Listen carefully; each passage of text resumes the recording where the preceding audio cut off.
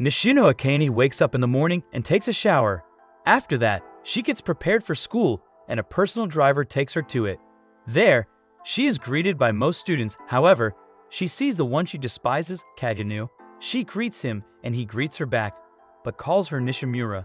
She tells Kagenu that her name isn't Nishimura and Kagenu apologizes, stating he was pretty good at remembering named NPC, but lately haven't got much sleep, and calls her Nishitani. She gets annoyed and corrects him, revealing her actual name, but Kagenu again gets it wrong and calls her Nishimura as he leaves. Akane notes that she doesn't despise him for getting her name wrong, but for never looking at her, and even when his eyes are facing her direction, they seems to be looking at somewhere far off place. When Akane was in middle school, she had to take a break from show business due to a scandal. Since then, she has been hiding behind a mask. She plays the teacher's pet so that the teachers like her, and plays the popular girl so that students like her, and is very careful to make sure no one hates her. After school, she calls her driver, but he doesn't pick up as he was attacked by some men.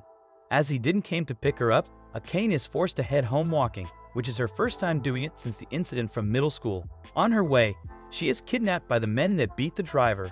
While she loses consciousness, she sees Kagenu approaching. Later, Akane wakes up tied in some warehouse. The kidnapper tells her that the daughter of Nishino Zaibatsu shouldn't walk alone at night. The other kidnapper tells her that she just needs to stay there, and once they get the ransom, she will be freed.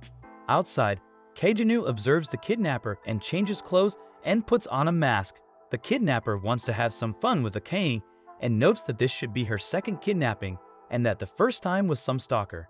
Kagenu then comes down from the roof window, saying he is a stylish ruffian slayer. The kidnapper pulls out a gun, but Kagenu throws a piece of glass, injuring his arm and disarming him. He then charges the guy and throws him to the ground and smashes his face. The other kidnapper sees that Kagenu isn't an ordinary man and states he was bored doing those kidnappings with amateurs. He notes he is former military and takes out a knife and attacks Kagenu. Using crowbars, Kagenu manages to disarm the man but still gets overwhelmed. He then decides to get serious and show him the potential he found in crowbars as he fought bikers. The man then realizes he is Balaclava Berserker, a man who has been fighting the bikers with crowbars. Kagenu notes that the bikers started wearing helmets, so he had to stop using the crowbars like tonfa and instead use them as regular clubs. Kagenu then proceeds and breaks the man's leg and beats him up. Kagenu then frees Akane and tells her to be more careful next time. Akane then calls the police and her father uses his connections to make the case not go public. Next day, Akane goes to school. She sees Kagenu and greets him and he greets her back, calling her Nishino. She is ready to correct him, but realizes he got her name right and this time feels he is looking at her. She then felt he is also living a life behind a mask. The next morning, the news report that Minoru Kagenu got hit by a truck and didn't survive. Kagenu doesn't remember since when, but he always dreamed of being a hero. He spent his days training. While at school, he was a background character. He reached a point where he can beat up some guys, but when surrounded by armed men, he doesn't stand a chance. If he becomes the best martial artist in the world, he may be able to beat those men too, but he still won't be able to do anything about a missile. Kagenu wants to overcome those limits. After being hit by a truck, Kagenu is reborn in a new world. He forms an organization and with his squad, they are about to start an operation. He also had obtained a new power, magic.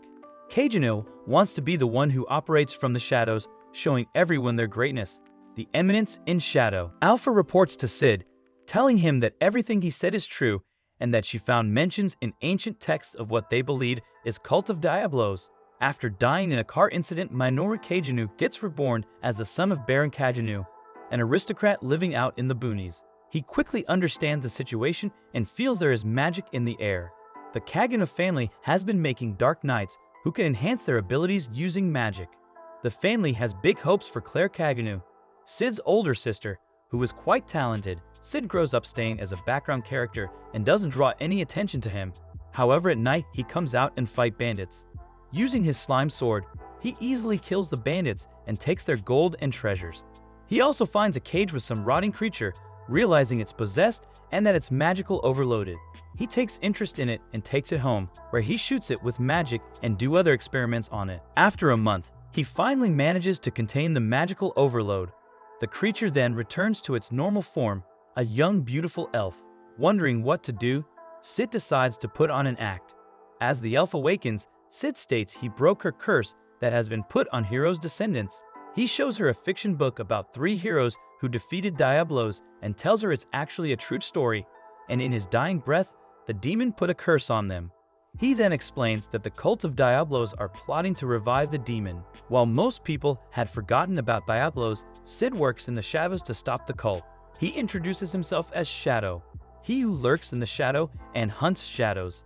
Sid asks her if she would join him, and having lost everything, she agrees and explains they need to find more Hero's descendants and expand their organization. Sid agrees and names their organization Shadow Garden and the girl, Alpha. 3 years pass and Sid is now 13 years old. He practices with his sister, and while he can defeat her easily, he acts weak and lets her defeat him. Claire is now 15 years old, and at that age, the nobles start attending the Migger Academy for Dark Knights. On the day Claire had to departure for the academy, she disappeared and her room is a mess. In those 3 years, Alpha had collected more members for their organization. Sid asks Beta where is Alpha, and Beta explains she is looking for clue to finding Claire. Beta explains that Claire is likely still alive and was kidnapped by a high-ranking member belonging to the cult of Diablos. The cult probably believes that Claire is one of the hero's descendants. Beta takes out a map and states they have few known hideouts, but don't know in which one they keep Claire. Sid makes a slime knife and throws it at the map. He ends up missing the hideout, but states they will find his sister there. Beta then figures out that the cryptograms are a bluff and there is actually a secret hideout at the location pointed by Sid. He then tells her to contact the 7 Shadows. At the hideout, Viscount Grease is holding Claire chained with magic sealing chains. He comments her father taught her good on how to fight, but Claire explains she learned all by fighting her brother. Grease then asks if he healed her when she showed signs of possession, but Claire denies it, stating there is no way he can heal her. Grease notes that for just in case, they need to look into her brother too. In that moment, Claire breaks one of the chains and injures her right arm to free herself, telling him she will kill him if they touch her brother. Grease then knocks her out, and a man comes informing him that there are intruders. Grease's men are easily cut to pieces by the 7 Shadows. Facing them, Alpha states they are Shadow Garden and their mission is to annihilate the cult of Diablos. Grease wonders how they know that name and its secrets. He attacks Alpha, but she has no troubles blocking his attacks and injures him, stating she won't kill him until they get answers from him. Seeing he is overwhelmed, Grease takes a pill that boosts his magic. He manages to push away Alpha and then breaks the floor and runs away. Alpha tells the girls there is no need to chase him as Shadow is after him, which is why they split up. Meanwhile, Shadow is lost and doesn't know where the girls went. While walking around the tunnels, he encounters Grease. He attacks Shadow, who easily blocks his attack. Shadow then notes that he has more magic power than Alpha, but doesn't know how to use it. He decides to give him some lessons and blocks his attacks. As he is done, Shadow then attacks Grease and starts cutting him, causing Grease to wonder if he ever was that overwhelmed in battle before. Grease tells him no matter how strong he is, the darkness in the world is much deeper, but Shadow states he will just dive deeper. Grease takes more pills and buffs himself even more, wanting to show Shadow that people are worthless, fragile, and powerless. Shadow manages to block his attacks, and then using large amount of magic, he cuts down Grease. As Grease falls, he notes he was powerless against the darkness, but maybe not Shadow. The next day, Claire returns home in a bad mood. Her wounds heal overnight and she departures for the academy. Sid is eager to go to the academy himself, but is fine as he has 2 more years and needs to give the girls some work. However, Alpha tells him it's time they leave him, which leaves him shocked. Alpha told Sid that Cult of Diablos is an enormous organization that runs on a global scale, and in order to fight it, they needed to split. Sid feels that's just a nice way of they telling him that they are now grown up, want their freedom, and don't want to continue playing this fighting the cult game. When Sid turns 15, he enrolls in the same school as his sister in the royal capital of Migger Kingdom. 7 months into his academy life, Sid continues to live as a background character and made friends with Skel Etel and Po Tato, other bottom-of-the-pile nobles like him. While heading to school, Skel and Po remind Sid that as he scored the worst in the test, his penalty is to confess to the most sought-after girl in school and suffer her rejection. Arriving at school, they see the girl in question, Princess Alexia Midgar, who rejects another guy's confession. However, Sid is excited about it, wanting to experience such confession as a background character. That evening, he goes to confess to Alexia, shaking and muttering. He feels he'd done a great job as a background character confession. However, to his surprise, she accepts, stating she was waiting for someone like him. The rumors quickly spread and people start to wonder who is Sid and what's so great about him. Sid, Skel, and Po wonder why she accepted and guess that if she accepted Sid, even Skel and Po had a chance. Alexia then joins them at lunch, which surprises other students as that's the lower nobility section. She gets served lots of food and comments she can't eat it all. Sid then gladly starts eating her food in an attempt to make her dump him. Alexia heard that he is studying royal bush and fencing and wants to practice together. Sid states he is in the lowest sections, but Alexia explains she put a good word for him and she got him in section 1. Later, Sid joins section 1 team, where their advisor is Zinnan Griffey, the official royal fencing instructor. Sid practices with Alexia and notices that her attacks never land. She is slow and doesn't use much magic, but realizes it's because the practice is to review their strokes and counterstrokes. While he finds her technique good, he thinks it's bland. After the practice, Alexia states he has good fencing style, but hate it as it feels she is looking at herself. Alexia tells Zinnan that she is Sid's girlfriend now, who tells her that won't change the fact that she is betrothed to him, even if it's still a public secret. Sid then realizes what is going on. After that, Sid asks Alexia that she just wanted someone to help her get out of the engagement with Zinnan and chose a low-class aristocrat whom she could easily control. As she confirms, Sid states he doesn't want to more attention and isn't interested in being mixed up in her problems. Alexia tells him that's a bit cold from him, as she knows he fake confessed her, since his friends easily told her everything.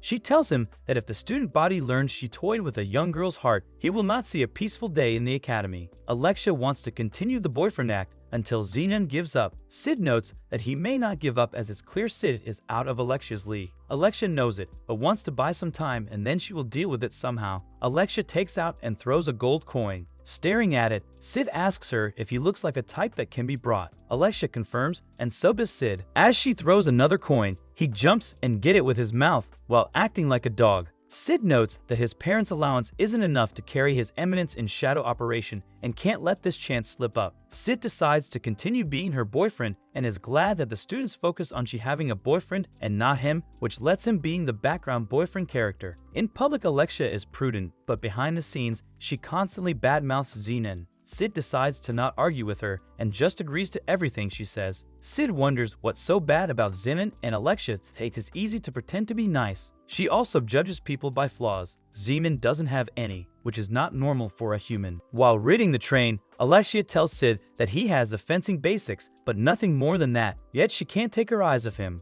He wonders what with her today as her fencing was unusually aggressive and sloppy. Alexia reveals she always wanted to be as good as her sister. She didn't have what her sister had and decided to become stronger by herself. They ended up calling Alexia the fencing ordinaire. It's unfortunate that Sid's fencing is ordinary like hers. However, Sid doesn't find it unfortunate and states he likes her fencing. Alexia reveals that her sister told her the same thing after she suffered humiliating defeat at the Boshin festival. But her sister couldn't understand how pathetic Alexia was feeling. Sid explains that he isn't a great person and wouldn't care if someone kills 1,000,000 people, but there are things that people find worthless. But to him, they are the most precious things in life, which is why he likes her fencing style. Alexia draws her sword and asks him what he means by that. Sid states he gets pissed off when people diss the things he likes. The train stops and Alexia leaves, telling Sid goodbye, making him guess this is the end of his unwanted relationship. Skel and Po apologize to Sid for telling everything to Alexia,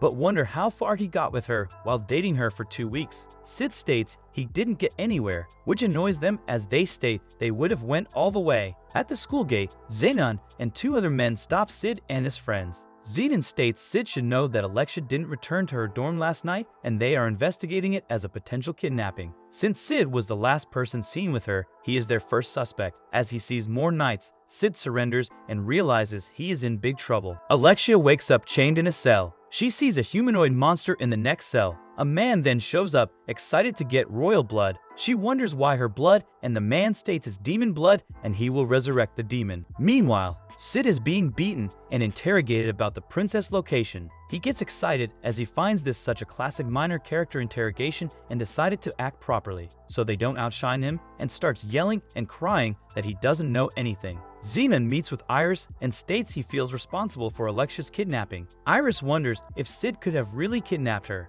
Zenon states there are evidence, but with his skill level, he shouldn't have been able to kidnap Alexia, and he believes him. Since it's been 5 days, Iris decides to release him, but orders that they keep track of him. After Sid is released, he goes home. Alpha shows up as well and explains that their organization is growing and they have been gaining more information on the cult. Sid notes to himself that the girls are visiting him time to time and is sure that they are living normal lives, but is happy that they still play his game and visit him. Alpha explains that Alexia was kidnapped by the cult due to her blood and they are investigating it. She asks him if he wants her to dispose of those that interrogated him, but Sid explains they were just doing their job. Before leaving, Alpha also tells him that Delta is here and she has been missing him. Sid sets his Eminence in Shadow Room, where he takes out an expensive wine, masterpiece paintings, antique lamp, etc., and then drinks wine while waiting. A bit later, Beta shows up. He tells her the time has come. Beta gets excited and explains that they are ready, and under Alpha's orders, they have gathered all available personnel in the capital, 114 people, a number which surprises Sid. Beta explains that they plan to launch simultaneous attacks on all sect hideouts. As she explains the girl roles, Sid stops her, giving her a letter and stating that he will be taking Delta's spot. Sid leaves his place, and the 2 knights that interrogated him wait for him and throw him Alexia's boot to frame him and kill him. Sid then drops the bodies of the 2 men that were following him and then proceeds and kills the 2 knights. The Shadow Garden then start their attack. The doctor rushes to Alexia, stating that they are coming. Alexia tries to tell him that the knights don't kill without a reason, but the man isn't afraid of the knights. He notes that he made a prototype and it should work even on a failed result as the one next to Alexia's room. As he injects the disfigured creature, it becomes much larger and stronger and kills the man. To Alexia's surprise, the monster then cuts her chains and frees her. While Alexia looks for an exit, he encounters Zenon, who explains that this is his facility and he was funding the doctor. She gets happy as she always felt he isn't right in the head. Zenon explains that with her blood and his research, he will be guaranteed the 12th seat in the Knights of the Rounds, the highest ranking knights in the order. Alexia attacks him, but she is no match for Zenon, who easily disarms her. Sid then comes and introduces himself as Shadow. As Shadow introduces himself, Zenon recognizes him as the one that has been going after the cult, but notes he is a coward as he has been targeting only bases without the cult's core members. However, he is now facing a core member and the future 12th seat of Rounds, Zenon. As Zenon attacks Shadow, he moves behind him, placing himself between Zenon and Alexia and mocks Zenon, asking him where is this core member he spoke of. The monster had escaped above ground. After evacuating the citizens, the knight face it, but their attacks are ineffective as the monster just heals. Iris comes and inflicts a more serious wound on the monster, but it heals that too. She decides to get more serious and cuts the monster's arm. However, the monster easily regenerates it. Seeing that, Iris decides to cut it to small pieces so that it won't be able to regenerate. After inflicting several wounds, Alpha comes and states she is just making her suffer. Alpha states she knows the monster pain and suffering and she will put an end to it. Alpha then attacks the monster, curing it and returning it to her original human form, a young girl. Alpha sees a pendant on her, revealing that she is Milia, Grease's daughter. Alpha then tells Iris that they are Shadow Garden and she should just stay back and enjoy the show as they deal with this situation. Xena decides to get more serious and uses more magical power, but is still easily overwhelmed by Shadow. Xenon gets angry and continues to attack Shadow, who easily blocks his attacks. Seeing the fight, Alexia is amazed by Shadow and sees that at its core, his swordplay is ordinary. It's like her ideal swordplay she dreamed when she was young. However, she could never become stronger or equally strong to her sister. Shadow slashes Xenon, who gets angry and asks him why is he hiding his identity if he is that strong. Shadow states they are Shadow Garden and they hunt in the shadows, which is the sole purpose of their existence. Annoyed, Xenon takes out some red pills and explains that by taking them, he will awaken a new nature beyond human limitations, and if an ordinary person takes them, he will be overwhelmed by their tremendous power and die. Xenon then takes the pills and transforms, stating he is the third awakened. Having far more destructive power than before, Xenon attacks Shadow, however, he easily blocks him once again. As Shadow overwhelms Xenon, he tells him that there is no road to all-mightness if you use borrowed power. He then sets a magic circle around Xenon, which surprises him how powerful powerful it is. Shadow states there once was a man who wanted to withstand a nuclear bomb. The man then developed his muscles, honed his mind, perfected his skills. However, there were still heights he could not attain. In time, Shadow realized that if he don't want to be vaporized by a nuclear bomb, he needs to become nuclear himself. Xenon thinks he is crazy and tries slashing him, but his sword breaks as it hits Shadow. Shadow then tells him to witness his almightiness as he uses his almighty power. He then chants, "I am atomic." A huge explosion then occurs, leaving a large crater in the middle of the city. Alexia finds herself unharmed in the middle of the crater. He picks a sword and starts practicing her fencing. Iris sees her and comes down, hugging her, and states she is glad that she is alive. Sometime after that, Alexia returns to school and she tells Sid of what happened. She thanks him for liking her fencing and tells him that she also finally learned to like it. They were pretending to be a couple, but now Xenon is dead. Alexia wonders if Sid wants to keep their relationship going, but Sid refuses. That shocks Alexia, who then attacks him. The spot they talk get known as people found large amount of blood there, but no bodies or missing people were found or reported. As a result, in time the case got known as one of the school's 7 mysteries, the Bodiless Murder. The Shadow Garden girls are excited about how powerful Shadow is and how all of their enemies will one day vanish from his light, just like Xenon. They have a report from Zeta, who found the target and will be investigating. Ida's research is also going smoothly. However, they have one issue. Someone has been pretending to be from Shadow Garden and delivering justice. They are covering their tracks well, but Gamma is sure they will catch them. Iris now knows about the cult in Shadow Garden. She knows that Xenon was a adherent of the cult, and because of that, she doesn't trust the Knight's Order. She trusts Glenn and Marco, and decides to form a new investigation team with them.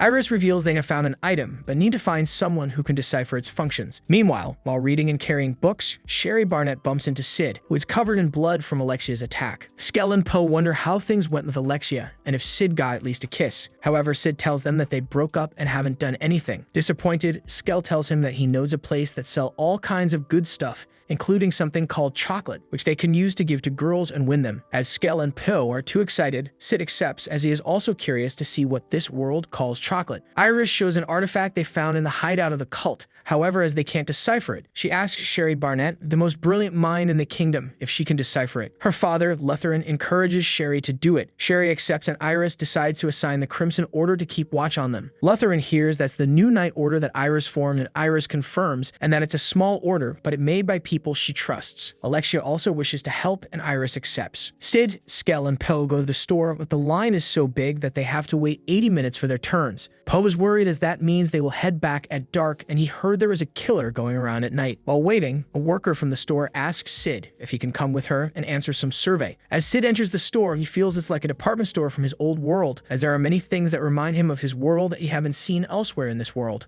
Sid is eventually taken to a throne room in a house above the store building. Sid then sees Gamma next to the throne and figures at her store. She confirms and states she recreated it from the wisdom Sid shared with them. Sid recalls telling the girls random stuff and notes that Gamma was the smartest among the girls, but also lacks athleticism. In that moment, Gamma ends up falling the stairs. Gamma invites Sid to sit on the throne, and as he sits, he feels like a king. He congratulates her and creates something like fireworks as her reward, which excites her, as the light reminds her on the light he used to save her. Sid guesses she's making money, and Gamma confirms, stating she has several franchises around the cities, and that they even use mail orders for remote areas. She shows him she has 1 million zeni as immediate disposal. Hearing that, Sid is shocked. Gamma guesses Sid game due to the incidents and the killer, who states he is from Shadow Garden. They are investigating him already and promises Sid that they will put an end to his deeds. Sid had no idea, but decides to play along and states he has some idea who it may be, as he recalls his incident with Alexia. Gamma introduces their newest member of the Numbers, and explains that Alpha acknowledged her skill. Sid tells her that he will call her if he needs her. He then tells Gamma that he wants to purchase 3 chocolate of the cheapest, but Gamma states she will give him chocolate for free from the highest quality. Sid gets happy, and while laughing with Gamma, he also steals 1 coin. Sid and his friends then rush heading home.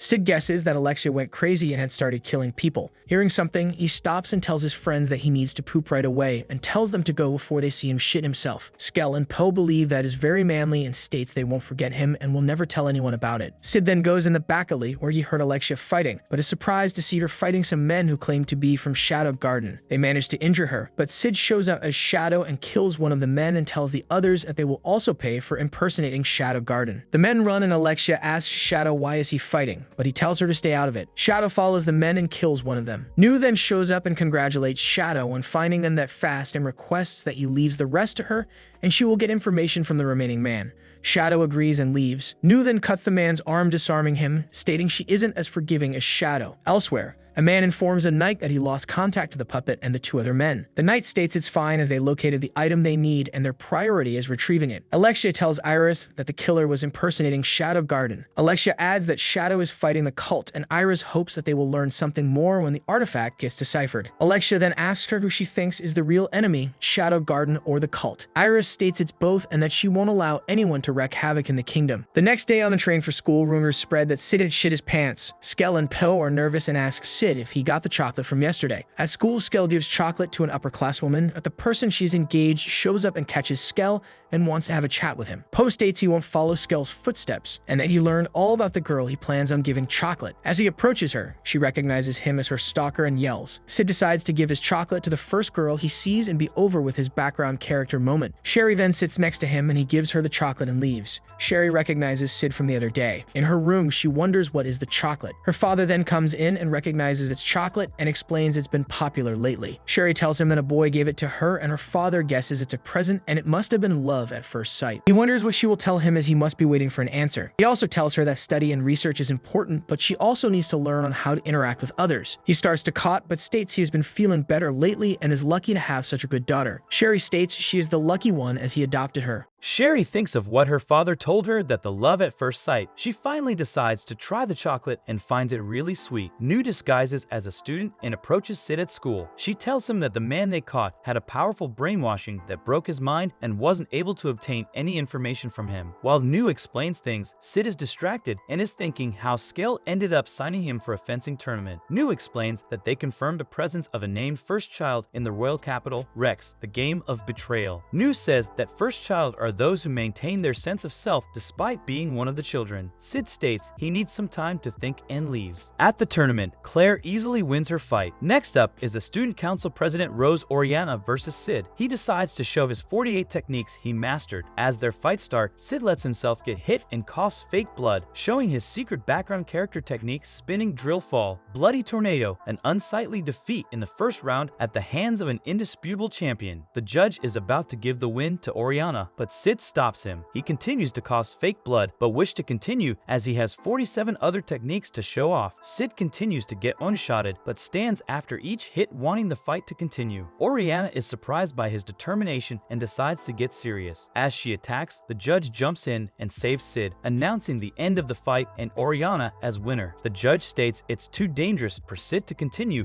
as he lost a lot of blood. Sid protests and wants to continue as he still has 33 techniques to show off, but he is carried out. After the fight, Sid hopes he will still get a chance to show the remaining of his techniques. He is then approached by Sherry, who explains she watched his fight and he was incredible as he kept standing up. She then gives him cookies she baked as thanks and suggests they can start as friends. Sid isn't sure why she gave him cookies and what she means by starting as friends, but he accepts. She tells her father that they are going to be friends and he joins them. Sid recognizes him as an important person and notes that if he wishes to remain obscure as possible, he shouldn't be having a contact with him. After some small talk, he uses his injuries as an excuse to leave. Sherry is thinking about Sid and wonders if she should visit him since they are friends. She decides to go and talk with Alexia, who guesses that she is there to talk about the artifact, but Sherry denies it. Nervous, Sherry says she heard that Alexia is in a relationship with Sid and wonders if it's true. Alexia states they broke up, and in reality they weren't dating, but pretending to be a couple for specific reasons. Sherry gets quite happy to hear that and states she became friends with Sid the other day. She wasn't able to concentrate on her research, but now it's glad to learn they aren't together. Sherry leaves happy, but Alexia gets frustrated. After 5 days, Sid returns to school and feels that everyone is a bit nicer to him than usual. Oriana then comes to explain the election to fill the vacancy on the student council. At the same time, a masked knight from the cult decides to start their plan. He creates a barrier around the school, but seemingly only Sid notices it. Alexia returns to school, but sees the gate is closed and that he guard is dead. Sid notices he can't use his magic. Some men then come in the room claiming to be from Shadow Garden and explaining that they are taking over the academy. Oriana decides to fight them, but realizes she can't use magic. The fake Shadow Garden members are able to use magic, and one of them easily breaks Oriana's sword. He then attempts to kill her, but Sid rushes in and pushes her away while taking the hit and then falls to the ground covered in blood. Rose wonders why he gave his life away to save her, but then guesses he loved her, which explains why he was motivated to keep standing when he fought her and why he gave his life. The terrorists then move all the students to the auditorium auditorium. Sid starts hitting his heart, and as it starts beating again, he wakes up. He reveals it was his secret technique where he stops his heart for 10 minutes but maintains regular blood flow to his brain. His magic is still obstructed, but he can use it if he narrows it to threads. Rex enters Sherry's room. He states he is from Shadow Garden, but then wonders if it was Shadow Guardian. He explains his job is to retrieve the artifact, and once he is done, he is allowed to wreak as much havoc as he wants. Rex then sees the artifact in Sherry's hands, but as he attacks her, Glenn stops him. Rex is impressed he managed to do it without magic, and Rex explains it's easy when his opponent is weaker. While Glenn and Marco keep the terrorists busy, they let Sherry run away. Sid observes the movement of the terrorists and is quite excited about the whole situation. He is annoyed they were all black as they aren't doing it properly. He decides to show up at night and snipes quite a few of them so that he makes his grand appearances easier. He notices a girl running and almost begging to be captured and realizes she is Sherry. While she moves around, Sid ends up taking out several terrorists, saving her from being captured or detected. Sherry ends up tripping on the stairs and falls, but Sid captures her. He has several things to tell her, but first asks her to remove her noisy slippers. Before reaching her father's room, Sid ends up taking out a few more terrorists. Sherry finds the book she was looking for and explains that the artifact Eye of Avaris is the one that blocks their magic. The artifact absorbs and stores the magic from any user, but it can be programmed to ignore some magical frequencies. Sherry guesses it can absorb magical traces that are too small to detect or powerful spells that exceed its capacity. However, there isn't a human capable of doing the second. Once the artifact had absorbed all it could absorb, it will release all the stored energy at once. Since all the students are in the auditorium, Sherry guesses that the artifact is somewhere nearby, and if it releases all the energy, it will blow up and kill all in the auditorium. Because of that, Sherry states her father didn't publish his findings and gave the artifact to the government for safekeeping. Sherry also explains that the artifact she was researching is used to control the Eye of Varys and store the energy for a long term. Sherry plans on using the basements and reach the auditorium. Once she is close to the Eye of Avaris, she will activate this artifact and stop the Eye of Avaris from exploding. However, she left all of her tools needed to fine-tune this artifact in her room. Sid then states he will get them for her and leaves her. Rex reports to the cult knight that some of their men had been taken out by someone skilled and guesses that Shadow Garden is here. As Rex still haven't obtained the artifact, the cult knight threatens him to go and find it or he will kill him. The cult knight notes that once his ambitions are realized, he will be reinstated in the Knights of Rounds. Rex is walking with 4 men, but in an instant, he ends up loosing them, as Sid then hits him before Rex manages to react. Thinking Sid is fast due to an artifact, Rex creates a net around himself, stating that no matter how fast Sid is, the moment he gets caught in his net, he will know. He then turns around and sees that Sid is already inside his net. Sid proceeds attacking Rex and eventually takes him in a classroom with each seat taken by a dead terrorist. As Sid attacks Rex again, he notes that Rex is awesome. Meanwhile, New finds the dead body of Glenn and Marco, who is still alive but knocked out. A moment later, Sid arrives and starts looking for Sherry's tools. New explains that Marco was her betrothed. She then explains that Shadow Garden had infiltrated the academy and are awaiting orders. However, she explains that not being able to use magic is a risk and only the 7 shadows can do it. Currently, only Gamma is in the capital, but this type of mission isn't her fort. Even New herself can only use about half of her power right now. As she continues her report, Sid asks her to help him find some items. After obtaining all the tools, Sid explains he needed them to fine-tune an artifact and that Eye of Avaris is absorbing their magic. Once they fine-tune the other artifact, they can neutralize the Eve of Avaris.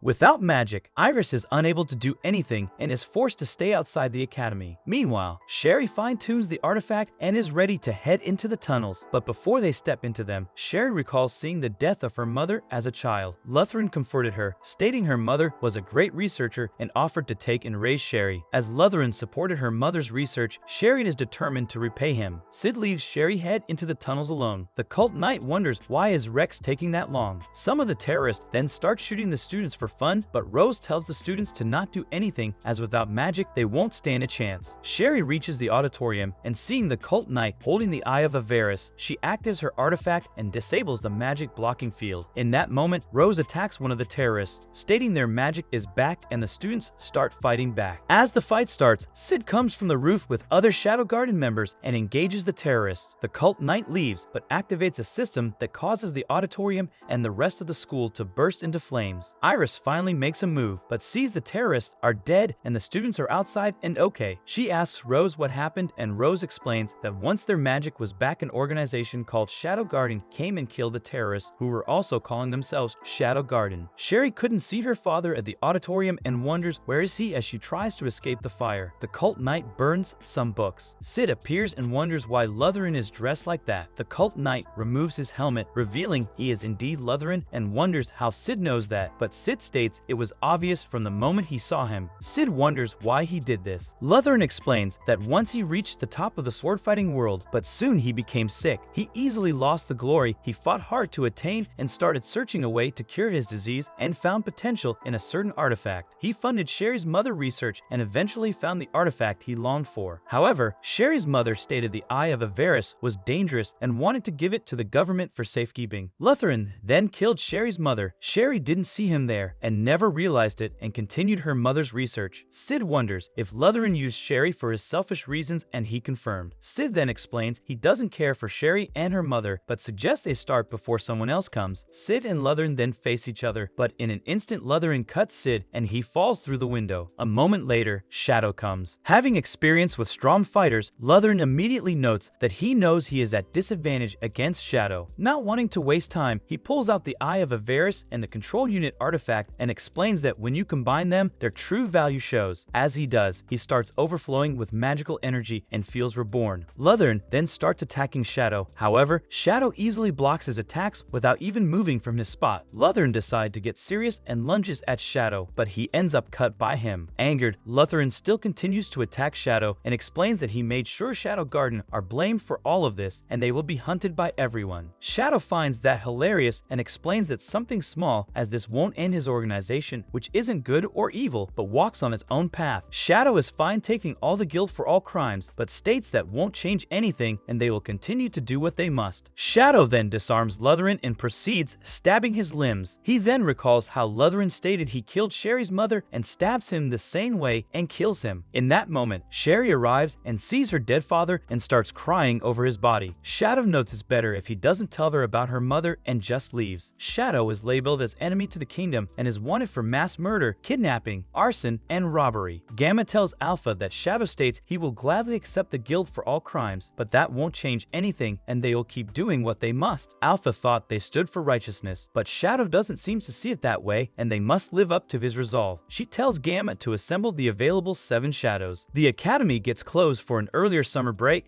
Sherry thanks Sid for his help the other day. She tells him that she decided to go study abroad in Logos. She needs to do something, but can't do it at the moment with her knowledge and also has no reason to stay here anymore. She wished to get to know Sid better, but Sid tells her they can do that next time. Before leaving, he asks her what she needs to do. After a moment of silence, she tells him it's a secret. The summer breaks start earlier and most students decide to head home. Having nothing to do at home, Sid decides to stay in the dorm, but soon realizes he doesn't have anything to do there either. He soon receives a letter from Alpha telling him about Lindworm. Meanwhile, Epsilon is happy to start her day. She recalls how she was saved by Shadow and obtained slime magic, which allowed her to fight 2 fates. Using the slime magic, she gives herself a larger bust. Beta writes a novel about how Shadow saved a woman from Zen and Griffey, but gets frustrated and decides to take some fresh air. Outside, Beta ends up meeting Epsilon, who states that lately Shadow has been gazing at her at especially her chest. Beta doesn't want to believe it, but Epsilon states that since both have large busts, they are more aware of those sort of glances. Epsilon then teases Beta if she had not received such gazes from Shadow. Nu then comes and tells them that they have a new directive from Alpha. Iris and Alexia visits Gamma's store to prepare for Alexia's trip to the Sacred Land as a special guest for the goddess's trial. Alexia intends to use the opportunity and speak with Archbishop and looks into dark rumors about corruption and missing orphans. Gamma meets them and introduces herself as Luna. After explaining why they are there, Alexia requests to see some other more common items for everyday use, which won't be exactly for her, but it won't be a gift to someone either. Gamma then realizes what she means and shows her some panties and thongs, as they barely cover anything and the men like them. Iris is against it, but Alexia likes them and is confident she will look good in them. She ends up trying them and manages to convince Iris to let her buy them. After the terrorist attack, Rose heard that Sid is alive and rushed to find him. She found him covered in bandages and states he must have survived and caused a miracle by his deep love to her. She accepts his love, and as he saved her, she will give him her heart. Later, Sid and Rose are traveling together in a train towards the Sacred Lands, with Rose clinging to him. As it will take them 2 more days until they arrive, Sid feels his decision to take the train as a background character was a mistake and he could have run there faster. Rose guessed that Sid is there to take on the goddess's trial. Sid is not sure but guesses that Alpha sent him for that and confirms it. Rose then explains that those that receive the goddess blessings may even marry a princess, and if he gets it, she will speak with her father about the young brave man. She still can't tell anyone about them, but believe that if they work hard, they will have a happy future. Reaching Lindworm, Sid sees some keychains of a sword piercing a left demonic arm. Rose explains that according to the legend, here Olivier cut off the left arm of the demon Diablos. Somewhere within the nearby mountains are the ruins known as the Sanctuary, where it's said that Diablo's left arm is sealed. Walking around, Rose notices a signing event of the author Nasum. Rose is a big fan of hers and they line up. She explains how original her works are and how diverse and imaginary they are. Sid then checks some of her books and sees titles like Asherella, Starets of Trap Wars, One Purse, Dragon Bowl, etc. He quickly realizes they are plagiarized and guesses that someone else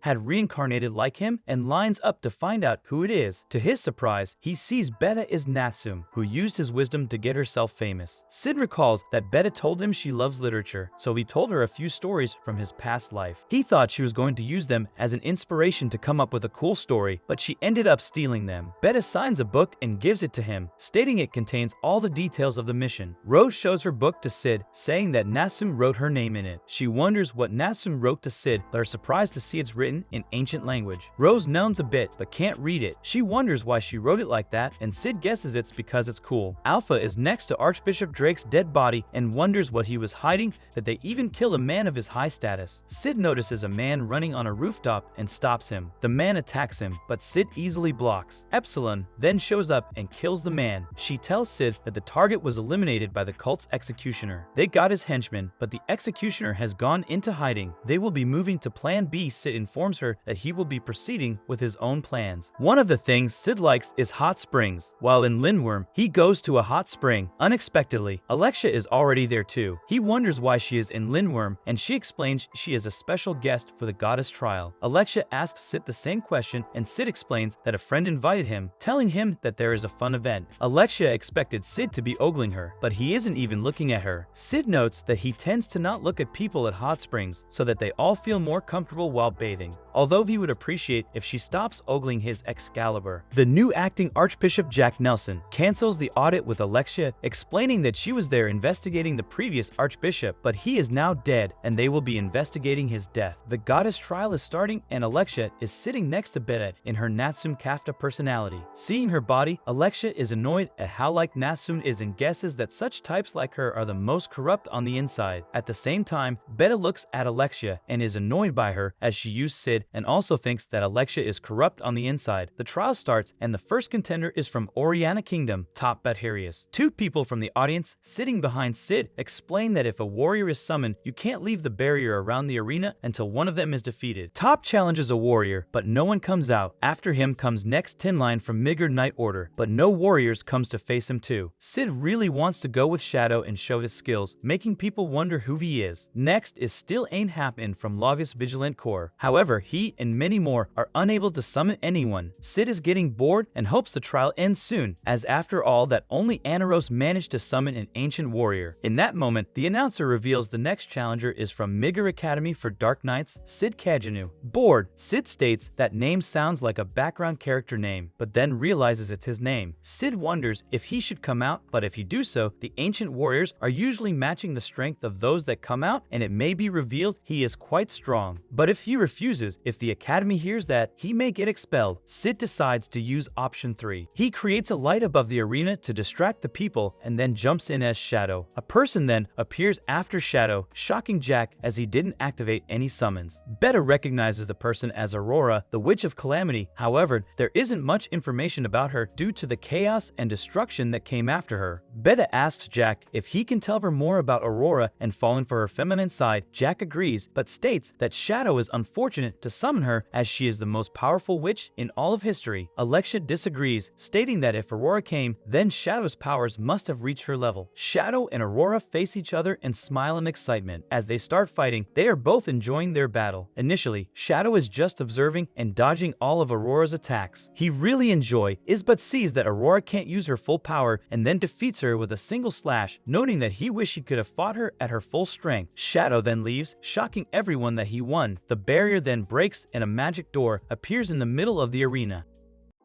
Sid feels he has done a good job and people will talk about Shadow and forget about Sid. A magical door then appears next to him. He moves away, but the door follows him. Realizing he won't be able to escape it, he decides to enter. Another door appeared in the middle of the arena. Nelson wonders if the sanctuary responded to Shadow and explains that the door appears to those who are worthy to pass through it. The door starts opening and Nelson gives orders to remove the citizens and that the trial is cancelled. He then tries to make Alexia and the rest leave, but Shadow Garden appears led by Alpha. She asks Alexia and Rose to not do anything until the door is closed and then enters the door. Epsilon had defeated Nelson's guards and states he will be coming with them inside the gate. Nelson refuses and calls his guard Venom to kill Epsilon. He attempts to cut Epsilon, but the slash ends up cutting her fake slime breasts. Not wanting to be exposed, Epsilon manages to reattach them and quickly defeats Venom. She then asks Nelson if he saw anything, but Nelson states he didn't see anything. Epsilon then grabs him and jumps into the door. Other Shadow Garden members take Beta as hostage and get in the door as well. The door starts to close, but Alexia and Rose jump in as well. Alexia and Rose are transported to where Alpha is. Alexia states she tripped and fell into the door, but Alpha doesn't care and tells her that it's fine. Alpha explains that this is where the hero Olivier cut the Diablo's left arm and they sealed it. They came to learn more about the cult, but know that Nelson won't talk. Alpha then shows her face, which is the same as Olivier. Nelson then realizes she was a possessed elf, but as she wasn't compatible, she should have been dead. Alpha states they know the truth behind Olivier and the possessed. They suspect that the cult goal isn't just reviving the demon and states they should proceed to see for themselves. Alpha then activates the big door and opens it. Sid enters a room where Aurora is and wonders if she summoned him. Aurora states she didn't, but notes they had a fun fight. She wonders how he got here and Sid explains a door showed up and didn't stop following him. He wonders how they can leave, but Aurora states her memory is incomplete and doesn't have any memories of ever leaving. Sid then decides to head back from where he came, but Aurora stops him and asks him what she is wearing and if he can help her. Sid notes it's straitjacket. Sid then frees her and Aurora states since they have the same goal of leaving this place, they should work together. She explains she knows how to free herself and that the sanctuary is a memory prison created from ancient battles. If they go to its center and destroy its magical core, then she will be free. She also notes that they can't use magic and if they try, the magic will be absorbed. Sid agrees and wonders what she will do once she is free, and Aurora states she will vanish into nothing. Alpha and the group explore the facility and Alpha explains that this is the memories of the hero Olivier. Long ago, the cult gathered orphan children and used them for experiments. Most of the children ended up dying and a small group of girls survived. Meanwhile, Sid and Aurora see a memory of young Aurora who is crying. Aurora states that to move forward, they need to end this memory. She slaps the young Aurora, telling her that crying won't change anything, and soon the memory shatters. Alpha explains that Olivier was one of the compatible children and they implanted Diablo cells in her. Nelson states they didn't have a choice as they needed power to fight the demon. Alpha proceeds explaining that once Olivier matured, she was given a mission to extract new cells from Diablos. Olivier remained obedient, believing that if she does her mission, it will lead to people living in peace. But no matter how many parts she cut, the demon still lived. The cult used powerful artifacts to immobilize the left arm and gain more Diablo cells. They were able to create red pills, but its side effects were too strong and not what the cult wanted. They were able to make pills that will grant tremendous power and ageless body. Alpha points to a man in the memory and to Nelson. Alexia and the rest realized it's the same man. Nelson reveals they call the drug beads of Diablos. Alpha states it had two flaws and one of them is the hair loss. Nelson then denies it, explaining that he lost his hair due to stress as he was surrounded by idiots who made him do all the work since he has a mortal body. Alpha then reveals the first flaw is that they need to take the beads once a year or the effect will disappear. The second flaw is that they can only produce small amounts and Nelson reveals it's 12 per year. Alpha guesses that's why the Knights of Rounds contain only 12 members. They have not perfected the beads and believe the key to that is the demon's arm and the hero's descendants with Olivier's blood. She asks Nelson, calling him the 11th of the rounds, if she is correct. Nelson confirms and states he is Nelson the Avaricious. He buffs himself, but in that that moment, Delta stabs him from behind and throws him down into the water. Nelson comes out of the water, breaking the memory and separating them into groups. As he faces Alpha and Delta, he multiplies himself. Delta easily cuts down Nelson's copies, but feels something is wrong. Nelson explains that the closer they are to the center of the sanctuary, the more of their power is drained. Alpha adds that at the same time, the closer is Nelson to the center, he gains more power. Nelson was hoping to get even closer, but states this far is enough to be able to defeat them. Sid and Aurora reach another memory, a battlefield with many casualties. They find young Aurora crying again, and Aurora takes Sid's sword, wanting to kill her to end the memory. However, the dead return to life and start attacking them. Aurora explains that the sanctuary is rejecting them. Sid wonders what will happen if Aurora dies, and she guesses she will return in the first room where they met. Epsilon's group find a sick person, but as it goes through Epsilon, the person disappears. Epsilon then explains that it probably was a memory that reacted to them and materialized. They find an archive with information about the possessed and realize this could have happened to them too if they didn't met Shadow. Ada had created Polaroid cameras based on information from Shadow, and they take pictures of the information. Sid and Aurora are easily defeating the zombies, but as more are coming, Sid goes and kills the young Aurora, ending the memory. The two then reach the center of the sanctuary. Meanwhile, even though she is losing power, Delta is obliterating Nelson, who is shocked by her power. Aurora tells Sid that they need to destroy the magic core, which is on the other side of the door. Sid considers cutting the chains and the door, but feels the sword will break. Aurora notes there should be a key. There is a sword in front of the door, and Aurora explains it's written on it that it can cut the chains. Looking at it, Sid is sure he won't be able to pull it out from the ground. As he attempts and can't pull it out, he confirms, stating it must be drawn out by the Chosen One. Aurora then sees a sign stating that the Holy Sword can only be drawn by direct descendants. Aurora is surprised that Sid managed to decipher the magical inscription that fast. As there is no other way to open the door, the two then sit down. Watching Delta fight Nelson, Alexia wonders if she is really working with Shadow. She explains that Delta's fighting style is totally different than the sophisticated techniques that he used. As Delta defeats another close of Nelson, the memory breaks and Nelson is surprised she managed to defeat over 100 copies without even breaking a sweat. Alpha states that even if he was able to create 100 copies, they'd all still have one brain and he couldn't control them all that well. Nelson then sees a statue of Olivier and calls for Olivier to come. Olivier comes out, but at the same time Epsilon joins Alpha and states they are done with the investigation and can leave. Nelson is surprised that they are running away, but Alpha explains their objective is to cut off the source of power and now know how the sanctuary defenses work, so they will be returning again. As Alpha and the rest leave, Nelson starts wondering what to say to the rest and guesses he will explain that he lured them here to expose their identities and that with Alpha's blood they can perfect the beads. He then gets a notification that someone is in the sanctuary's center. Sid asks Aurora if she wants to disappear. Aurora explains that once the core is destroyed, she will be free and that this is a prison of memories that repeat into eternity. Sid tells her to wait a bit and soon things will work out. Sid expects the protagonist to show up and be able to pull out the sword. However, Nelson appears and Sid wonders if it's one of those scenarios where the bad guy comes first and tries to stop the protagonist. Sid sees Olivier and that she has the same face as Alpha. Nelson then sends Olivier at them and Sid goes to face her, knowing that she is quite strong. Olivier attacks Sid, who blocks her attacks, but she sends him flying everywhere and ends up breaking his sword. Nelson wonders why is Sid smiling and Sid realizes he indeed is smiling. Olivier attacks again and manages to injure Sid, who notes that a battle without conversation is tedious and that she doesn't have a heart and isn't answering any of his questions. Nelson doesn't understand what he is talking about and orders Olivier to finish him off. Aurora jumps in and asks him to stop. Even though she doesn't remember it well, she knows that no human can defeat Olivier. She tells Sid he have done enough and gave her more new memories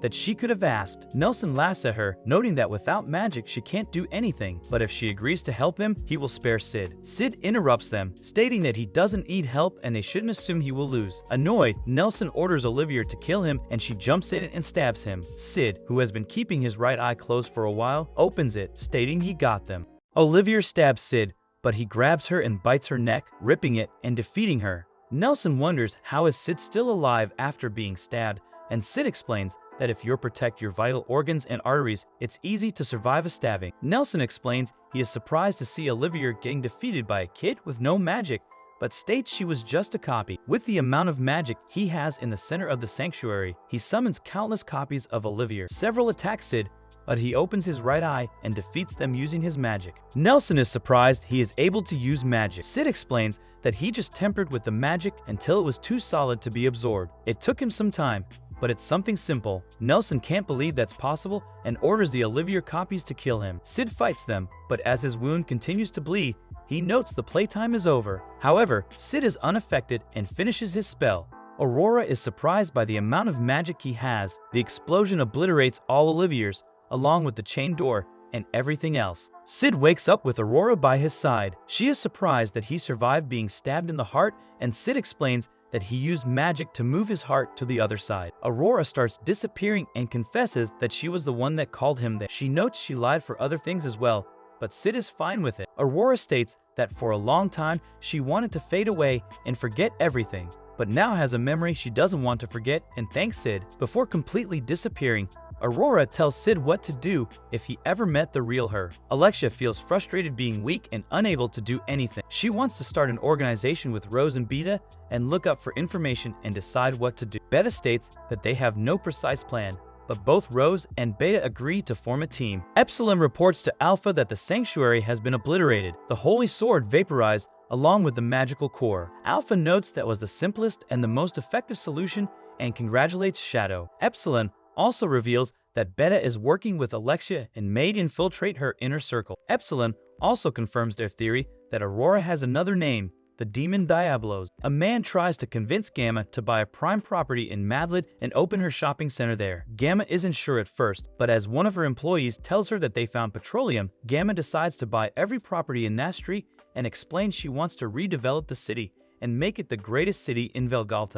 Alpha recalls an earlier time with Sid, when they made their base of operation. She explains they need to start training the girls as they will be facing the cult and need to enhance their individual strength. Alexia explains to Iris that the Archbishop was part of the cult. To be able to keep the sanctuary a secret, they need some big organization, and Alexia wants to investigate the divine teaching. Iris had suggested the same thing to their father, but he told them to not do anything. However, Iris feels that if she wins the Bushin Festival again, she will have more backing and support of the people, and their father will have to listen to her. Alexia wonders if the cult or Shadow Garden won't get involved, but Iris is sure of her sword skills. Iris wonders why Alexia went into the sanctuary. Alexia then acts a bit dumb and excuses himself and leaves. Iris notes to herself that her Crimson Knights lost their strongest members and probably won't be able to rebuild them. The Night Order was supporting her, but she guesses they hate her as she took their strongest members and let them die. Rose is training.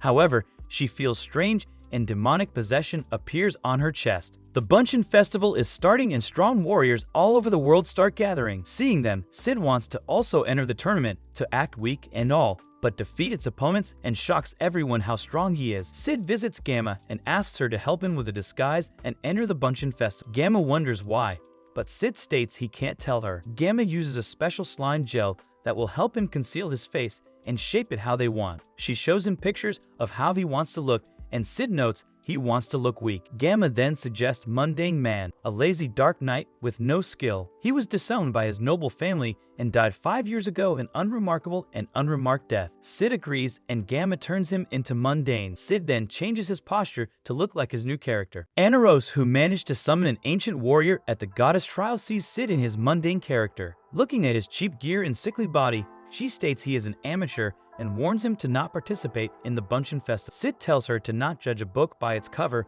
and that he doesn't need her help. He walks away smiling that his disguise works. He is immediately stopped by Quentin, who tells him he needs to take her advice. Quentin explains he fought several times at Bunchin festivals. In each there are weaklings like Sid, so it's better if he just go home. Sid states that he is at least stronger than Quentin. That angers Quentin, who picks up Sid and punches him into an alley. Sid still states he is weak, angering more Quentin. Sid notes there are several moves he can do right now and defeat Quentin, but he has no intention of fighting yet and leaves Quentin to beat him up. Anaros eventually stops Quentin. She apologizes to Sid, and while she could have stopped the fight at any moment, she decided to let Quentin beat him up so that Sid quits and don't get injured more at the festival. Sid leaves, which surprises Anaros that he isn't hurt. She introduces herself and asks Sid about his name, and Sid reveals it's Mundane Man. Sid meets with Skel Etel, who wants to make bets and win some money on the tournament. He explains that the tournament will start with prelims and only the strongest will proceed to the main tournament. He also tells him who are the favorites. As Sid wants to show his powers only at the end, he wonders on how to defeat the stronger opponents without revealing his powers. As he leaves, he meets Rose, who explains she got friends with Alexia and Nassim Kafka. She also reveals that she is going to meet her father and he will be introducing her to her fiancé Perv Ashat. Rose explains that she is a princess from a land of art and culture, but she disappointed and betrayed a lot of people when she decided to become a knight. When she was young, she met a hero and was inspired by him to pick up the sword. She still refuses to abandon her ideals, and that may cause her to betray more people. She asks Sid if he will keep believing in her, and Sid confirms it. Sid and Skell are watching fight. Skell explains that he is gathering data so that he can make better bets. He continues to explain how he can calculate the odds for better bets, but he will need some money to make the odds 100%. Sid ignores him. Goldo Kinmeki shows behind Skell, stating he finds that fascinating. Skell recognizes him and gets excited. Goldo explains he also tabulates data as it helps him win. Next match is Gonzalez Machombru versus Mundane Man. Sid states he needs to take a dump and leaves. Goldo decides to analyze the fight and explains you can get general idea of the fighter's strength before the fight. Gonzalez has a glint in his eyes and arrogant smile, which means he is a tough fighter with a lot of experience. His battle powers is 1364. On the other hand, Mundane Man is astoundingly inept, and Goldo wonders how he made it to the third round. With his weak face, build, and aura, his battle power is 33. Goldo expects Gonzalez to win in less than a second. Skell is impressed with the analyze. A second after the fight starts, Gonzalez falls down. People assume that Gonzalez tripped and fell, and Mundane is announced as winner, which disappoints the crowd. Rose, however, saw how Mundane landed 2 quick punches on the chin. Goldo acts like he also knew this could happen and Mundane to win. He tells Skell that you can win by betting on those with higher battle power or find the weak ones and bet on their opponents. As Goldo leaves, Sid returns and Skell asks him to give all of his money so that he can bet on Goldo, but Sid refuses. Early in the morning, Skell knocks on Sid's door and shows him the newspaper stating that Rose stabbed her fiancé Perv Ashat and ran away.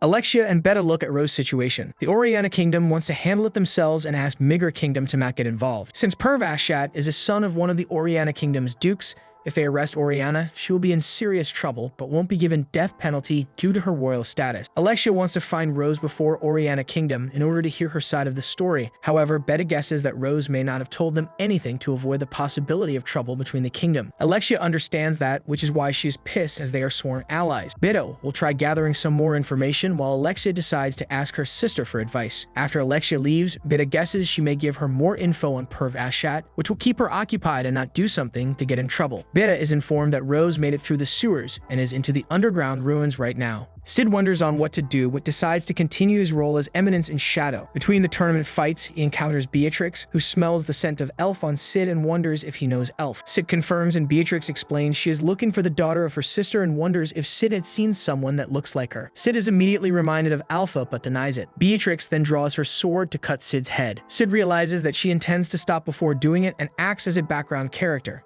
shocked of what just happened. Beatrix then apologizes, stating thought he was stronger, but it seems she is mistaken.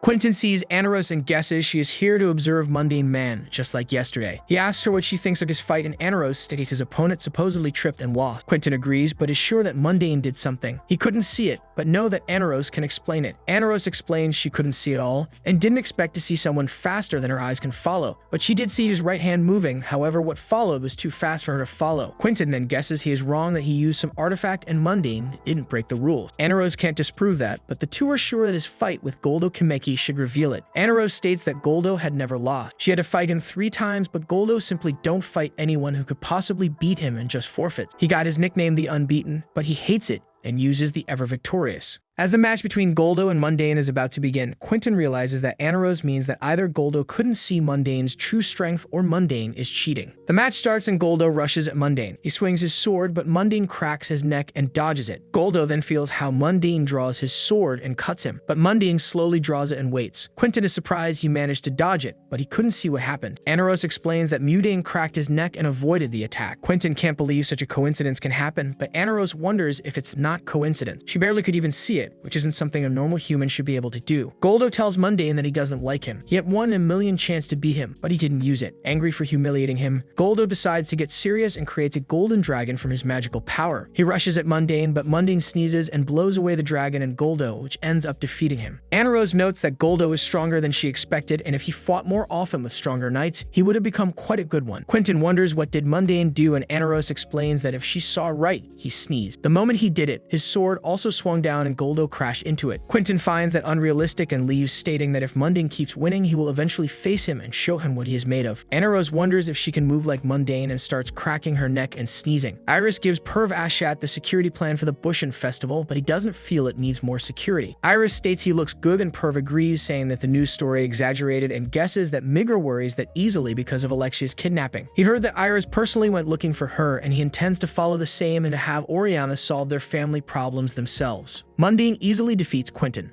People are surprised on what is going on and can't figure out how Mundane keeps winning and if it's safe to bet for him or not. Mundane proceeds into the main tournament, where he will be facing Anna Rose. Back in the tunnel, Anna Rose faces Mundane and tells him she misjudged his strength, but she had seen all of his moves and he must not assume he can win the same ways against her. Mundane smiles and removes one of his armor plates, which makes a hole in the ground as it falls due to its weight. Mundane explains that the weights are holding him back, but now playtime is over. Anna Rose tells him to not assume he won already and shows him that not only he can crack his neck. Mundane moves past her, wondering what she was trying to do. Sid imagines on what he will do in the arena and how to reveal he is much more powerful. Skell comes knocking on his door, stating he has a plan on how to get rich fast. He shows that Rose has a reward for turning her in or giving information about her location, and tries to convince Sid to work with him and find her so that he can get rich. Sid sees that his sister is visiting and decides to avoid her. He accepts Skell's proposal and uses the window to leave. While walking around town, Sid hears someone playing a piano and notes it's someone good. He recalls how in his previous life he was forced to learn to play piano. He would have rather trained for his plan to become Eminence in Shadow, but in time he found out that piano is quite cool. However, as he recognizes the music, he wonders if it should exist in this world and decides to see who it was playing the piano, since it may be another reincarnated person. Sid is surprised to see it's Epsilon, who, like Gamma, is using what he told her to become famous. After her performance, Sid asks if that was the Moonlight Sonata, and Epsilon confirms, saying from all the pieces he taught her, this one is her favorite. Epsilon reveals that received rewards for her music composition and had gained connection with influential people. Sid realizes that she plagiarized all the music he showed her. He asks her if she knows where is Rose hiding. Epsilon states that Beta is working on that case, but she heard she is hiding in the tunnels under the royal capital. Sid thanks her and leaves, but on his way, he notices the piano and smiles. Beta shares some information with Alexia on the suspicion that Perv Ashat is working with a cult. They head down the tunnels under the royal capital. Beta notes it will be hard to provide evidence for Perv involvement with the cult. Iris had told Alexia that the king of Oriana didn't seem affected by Rose's actions. Alexia is also sure that if they continue to do nothing like her father suggests, the cult will eventually cause lots of problems for the kingdom. Alexia explains that they are heading to the underground passages as there is a chance that Rose had used them to escape. Beta notes that it's a maze down there and wonders how they can leave, but Alexia states they will just return the way they came. Rose recalls how she met her father and Perv the other day. When she saw her father, the king, she knew something was wrong with him, and then saw Perv and the guards' cunning smiles. She drew her sword and attacked Perv, but the guards then yelled that she went mad and called for some guards. Rose believes she made a rational decision, but later realizes it wasn't. Even if she managed to kill Perv, he is just one of the cult, whose roots have already too deep within the Oriana kingdom. Perv told her to turn herself in before the Bushin Festival, or he will have her father kill one of his guests. Rose now wonders if it's best to turn herself in, as that way it may avoid a war. She recalls her time with Sid, but as her possession gets worse,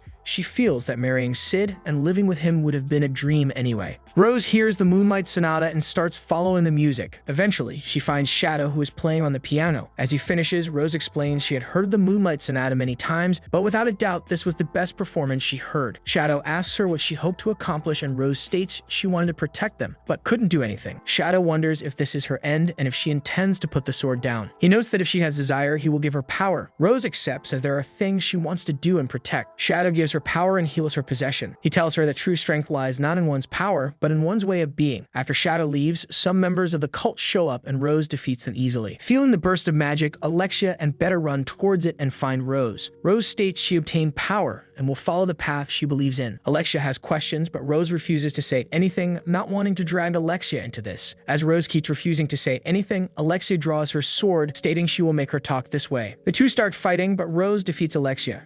Rose leaves Alexia to Beta, who states that she won't stop Rose. She notes that they are all different, but may have same ideals and their alliance may not have been such a bad idea. In the evening, Sid returns home, however, he is surprised to see his sister still waiting for him. Claire chokes Sid, explaining that she was getting more and more angry each second she was waiting for him. She was also angry that he keeps breaking his promises, but hands him a ticket to the Bushin Festival, telling him be there and watch her as she is replacing Princess Rose. Sid goes to the Bushin Festival and finds out that the ticket his sister gave him isn't an ordinary reserved seat ticket, but a hyper VIP seating. Going to his seat, he sees Iris Midgar and assumes he got it wrong. Iris realizes he is Claire's brother and tells him he is in the correct seat, while also explaining she plans taking Claire to her personal order when she graduates. Iris also apologizes to Sid for the Zenon Griffey incident. That draws people's attention, which worries Sid as it's not normal for a background character like him. Some students ask Iris if some competitor caught her eye and Iris explains it's Anaros, but Iris herself still intends to win the tournament. Sid wonders if there is someone else who caught her eye, suggesting Mundane Man, but the two students explain that he is just fast and lucky, with no skill. Sid gets excited that he cultivated Mundane's reputation to perfection. Iris explains that there is one more person who got her eye, an elf who was also the first Bushin Festival champion, although she won't be competing. The two students realize Iris is talking about Beatrix, but note that she haven't showed her face in public in over a decade. Sid recalls Beatrix, and that he knew she was strong, but didn't know she was famous. Sid then excuses himself and leaves. He feels the presence of someone strong, but is unable to reveal he knows it as he is currently a background character. Beatrix then shows after him and Sid acts surprised. Beatrix wonders if he was ignoring her, but Sid denies it. She asks him if he ran into an elf that looks like her, but Sid denies it. Beatrix hopes she can find the one she's looking for as there are a lot of people coming to the festival. Beatrix has brought too many burgers and gives one to Sid. To return the favor, Sid gives one of his burgers to her. Pervashat takes Sid's seat and explains that his king will be attending the festival tomorrow. He wonders about Iris' father, Klaus Midgar, and Iris explains that he will be also watching from tomorrow. Perv then sees Anaros coming out in the arena. He heard that she is in the middle of a training pilgrimage and would love to invite her to work for his kingdom. Iris also states that a fencer of her caliber would be in use for her kingdom as well. Perv asks her what she thinks of Anaros' opponent, Mundane Man. Iris states she sees him for the first time, but he doesn't look very strong. However, she isn't sure of Anaros' win as Mundane is a little unnerving, and there is no uncertainty in his eyes, which isn't typical for a weak fighter. The fight between Mundane Man and Anaros start. Anaros immediately closes the distance and starts attacking, but Mundane parries or dodges her attacks. She sees a chance to defeat him and slashes him, but Mundane appears behind her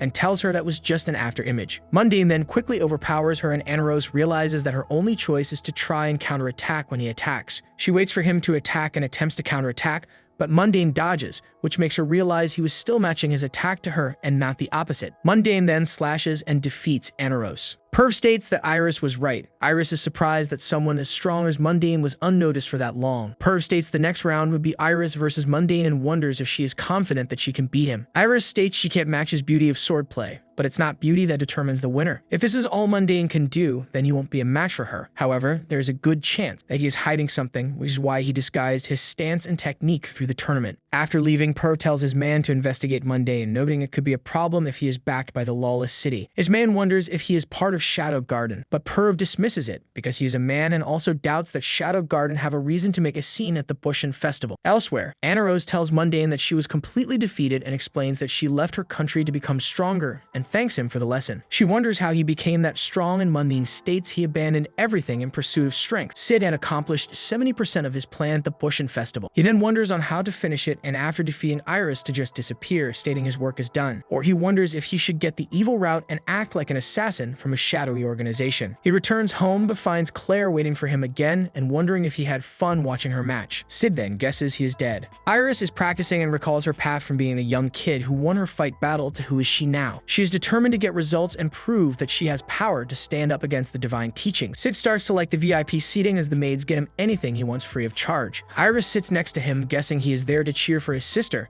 She notes that he is drinking coffee and states she likes the smell, but doesn't like bitter flavor. Sid explains that if you put tons of milk and sugar, every kind of coffee will taste the same. Iris decides to try it and finds it the milk coffee delicious. Moments later, Iris hears the guards stopping a woman with a sword and wants she to give it to them. Iris then sees Beatrix and explains she invited her. Realizing who Beatrix is, everyone get excited and gather around her. Beatrix uses the chance and asks them if they have seen her niece, but no one has seen her. They also ask her if some competitor caught her eye and Beatrix states it's Sid. People are surprised as Sid isn't really that good and his sister is much better, and some start to question if Beatrix is really that good. Pervashat drugs King Oriana again. but is annoyed how the drug makes his odor sweet and tells his men to cover it with a perfume. Perv is sure that Rose will come to save her father and notes that since she showed signs of possession, she will also become prime material for the cult's experimentation. If Rose doesn't show up, Perv intends to use King Oriana to kill King Midgar. That will result in a war between the kingdoms and the destruction of Oriana Kingdom, and Perv will lose his status, but he doesn't really care. Perv plans to make the new king of Midgar his puppet and guesses the best time to move is during Iris' match. However, he is worried about Mundane Man as he couldn't find anything about him and worries that he could be quite dangerous. Perv is also worried what Shadow Garden may do and that they may be working with Rose. He goes into the VIP seating, and as he passes by Beatrix,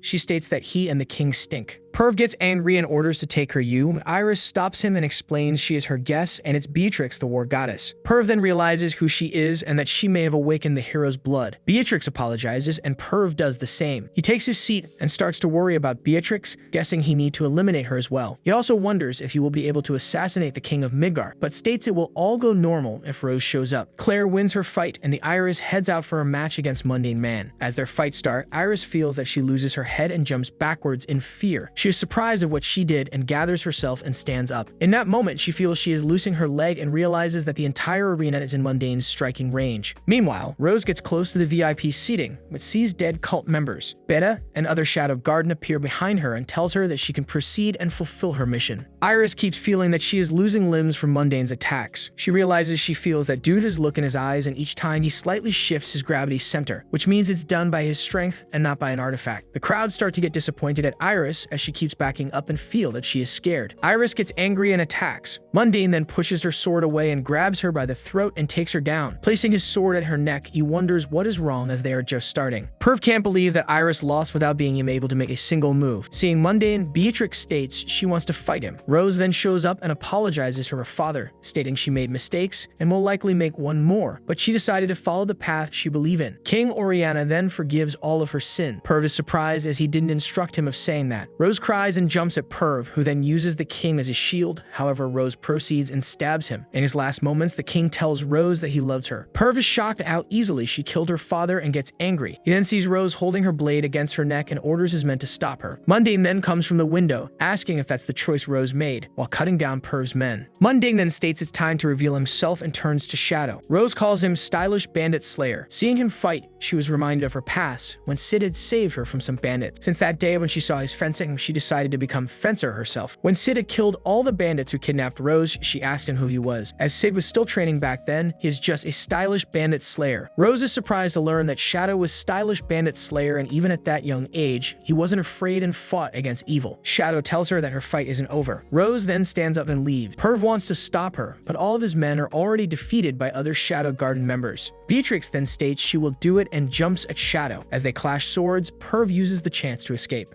Shadow is fighting Beatrix, however. He starts getting behind her with easy, while she barely manages to notice him in time and block his attacks. Iris shows up and states she wants to join the fight. She draws a blade and Shadow realizes it's a mithril blade with ancient runes, surprising him that she intends to use an artifact. Iris gets annoyed and turns the blade into a large fire sword and swings at Shadow. Shadow easily dodges and states that it has good visuals and is more fit for a festival spectacular. Beatrix then attacks him and Shadow continues her fight with her, with Iris joining Beatrix to fight Shadow. Shadow then takes 2 crowbars and blocks both Iris and Beatrix attacks, noting that crowbars indeed have potential. As they keep on fighting, they end on top of a train, where Shadow tells them to be careful to not fall. Meanwhile, Rose had escaped the stadium and wonders on what to do next. Alpha shows up and tells her that she has 2 choices to continue fighting alone or to fight alongside Shadow Garden. Rose asks Alpha if they intend to save Oriana Kingdom, but Alpha explains won't be doing anything assist her, as she is right now, and if she wishes to save her kingdom, she must show her worth. Thinking for a moment, Rose decides to join Shadow Garden. While they fight, Beatrix wonders if she and Shadow have met before. Shadow states he remembers powerful opponents, but wonders if they are strong enough for him to remember them. He jumps into the river and using magic he controls the water and shoots at it, but notices that magic doesn't flow that good in ordinary water. He kicks Iris into the river, but as Beatrix attacks him, she manages to break his crowbar. As they keep fighting, they reach a tower, where Shadow gets behind Beatrix, but she blocks it easily, noting that she got used to his attack. Shadow congratulates her, stating that in sword skill, they are almost equal. However, her use of magic isn't as good. Iris then comes attacking, but Shadow blocks her attack with his fist, stating that he can't be defeated with borrowed power. Iris tells Beatrix that she will immobilize him even if it costs her her life, and then Beatrix can take him down. Iris attacks Shadow. As she swings her sword, she lets it go and attempts to grab Shadow. However, Shadow kicks her in the chin with his knee. Beatrix finishes charging her attack and attacks. In that moment, she knocks Shadow's sword, but he dodges her attack and then grabs and slams her over Iris and then stomps both of them. Shadow attempts to leave, but the girls manage to stand up and Iris tells him that by now every knight in the city should have been mobilized. He has turned the whole kingdom into his enemy and there isn't a place he can run to. Shadow starts laughing maniacally and then states he ain't running as there is no reason to. He activates his power, covering most of the city, and states that the playtime is over. Seeing his power, the girls are left stunned. Shadow starts casting his I Am Atomic attack, but stops before the enemy leaves. Seeing that, Iris drops on her knees and cries. Sherry read on the newspaper that the demon Shadow was chased away by Iris and Beatrix. Rose is still missing after she killed her father. Beatrix leaves the city, disappointed she couldn't find the one she was looking for. She tells Iris to not take her defeat too serious as there are many things mortals can't defeat. As Midgar Kingdom is looking for Shadow, Beta guesses that was Shadow's plan to keep them occupied with himself and not get involved with the things happening in Oriana Kingdom. Since Shadow is actively involving himself, they decide to hurry up and tie up the loose ends and send more personnel to investigate the lawless city and keep a close eye on the major corporate alliance. With the new school term having started, Sid wonders where his Skell. Poe explains he took a long-term job. Poe regrets that he was outside the city when the demon Shadow appeared. Shadow covered the capital in magic, which must have frightened a lot of girls who would then have needed reassurance. Rose and Alpha reach the Kajanu domain. Alpha then explains they are heading past the mountain and deeper into the woods. Rose is surprised as magical beasts infest the region. Alpha explains that when Shadow visited the mountains, he battled the Mist Dragon. The dragon lost and dubbed Shadow ruler of this realm and bathed him in dragon's breath. When they reach their destination in the forest, Alpha explains that this is the ancient city Alexandria, Shadow Garden's base of operation. Alpha takes Rose to Lambda and explains that Rose is a new recruit and tells Lambda to train her. Lambda calls 664 and 665